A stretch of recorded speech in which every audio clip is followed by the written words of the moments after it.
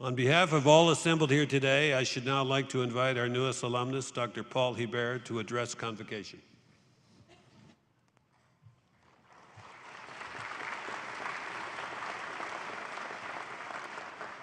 Mr. Chancellor, it's a great honor to become an alumnus of Western University, together with the other scholars who are going to cross the stage in a few moments.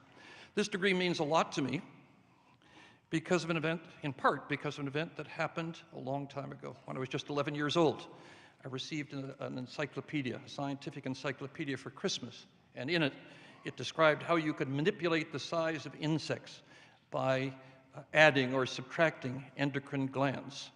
And I thought, this is a cool idea. I need to find out how to do this. And so I sent letters off to 3 universities. I sent a letter to Queen's, I sent a letter to Western, I sent a letter to Toronto. I got an answer from all of the universities, which I find pretty remarkable. But the first university to respond was Western.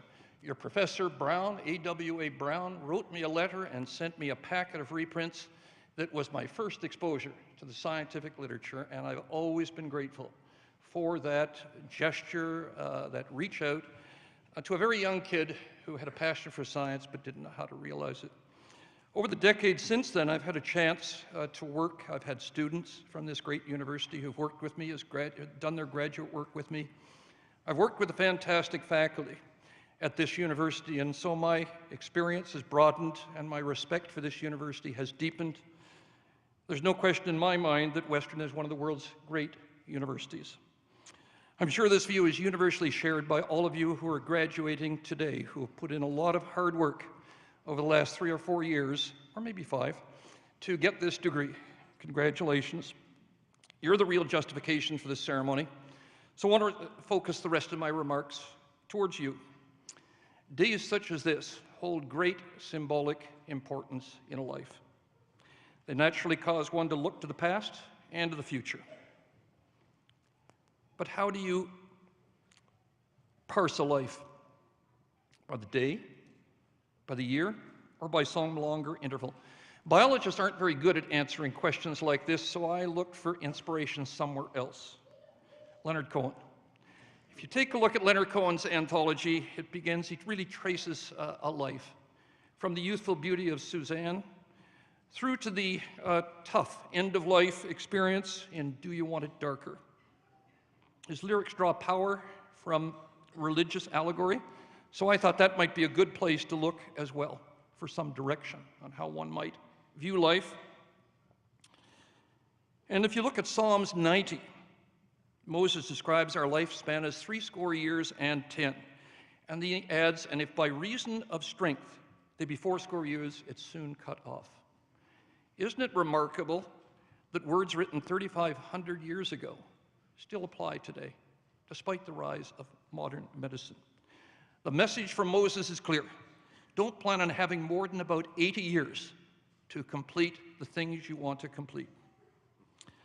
Well, given its fixed duration, how do we parse life?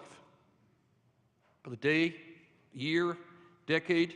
Special events like this certainly merit celebration.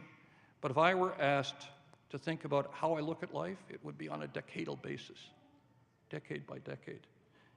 When you view life like that, you've got 7 or 8 slices. The first slice was critical.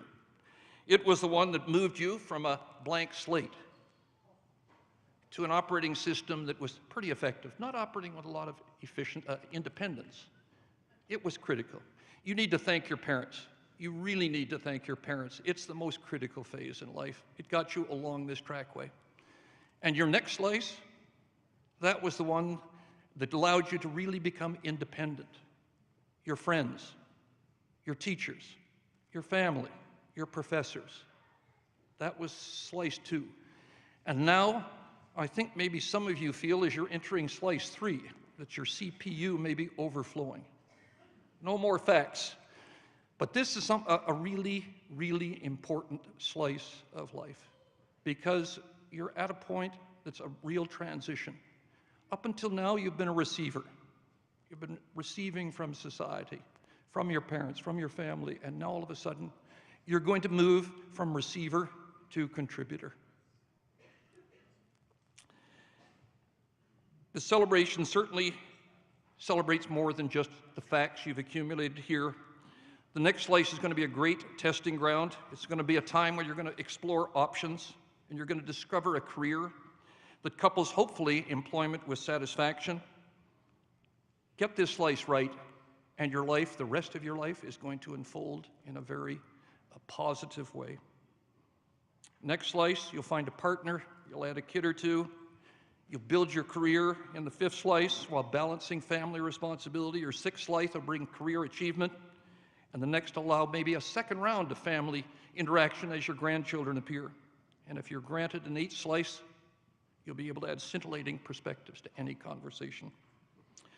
To today's graduates, I say you picked a superb time and place for life. You're living in the greatest nation on earth at the most magical time in human history. As you grew up with Harry Potter and Hogwarts, I guess I maybe should qualify a little bit what I mean about magic. I'm using it to signify the fact that there's no difference between magic and advanced scientific technologies. Science brings the impossible into everyday life. As members of the iGen, you take the internet as a given.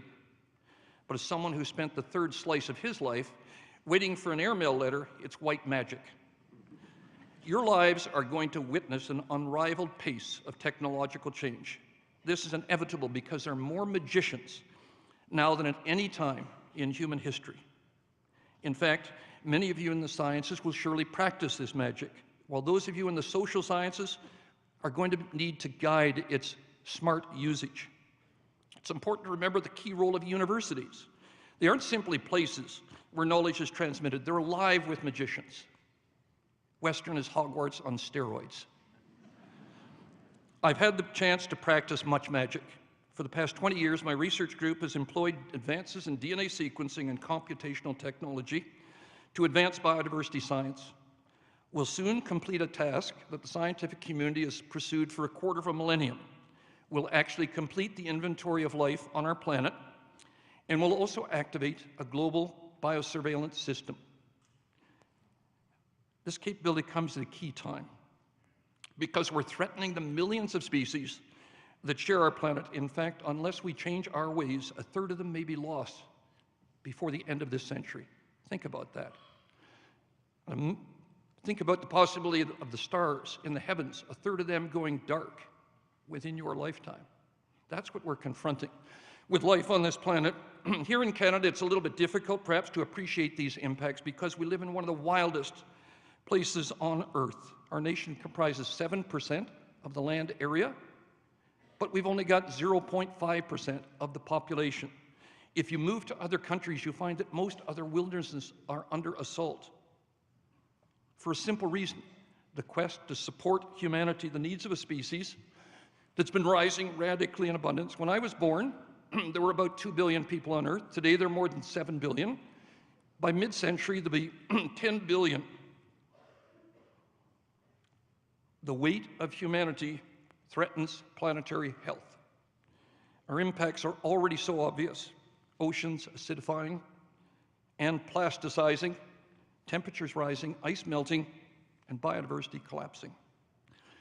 The great scientist Stephen Hawking delivered one of his last presentations at a conference I was at last June in Norway. He concluded we need an exit strategy within a century, a Mars base, to provide a refuge for our species in case of ecosystem collapse here on Earth. To avert this unacceptable future, we need to make magic, and we need to make it fast. We need to begin by reducing human populations. That's old magic. We just need to deploy birth control in a regimented way. We need to shift from carbon to renewable energy. Rapid advances in solar and wind technologies are making this possible. We need to transition much agriculture from fields to greenhouses, to raise production without consuming more land. Where field cultivation is the only option, we need to do it in a kinder way. Replace pesticides and herbicides with robots that can control weeds and pests with a laser blast. We need incentives for wildland restoration. Above all, we must declare peace with nature. Because the investments to protect our world are so trivial in comparison with the costs imposed by its devastation, I'm confident action will be taken. But there's a need for leadership. It's time for Canada to show some swagger, to shift from joining projects launched by other nations to leading the effort to protect our planet. We don't need to look far for talent. You're perfectly qualified. Please consider using this slice of your lives to help ensure planetary preservation. You've been well trained at Western. Go and make magic. Your children will thank you.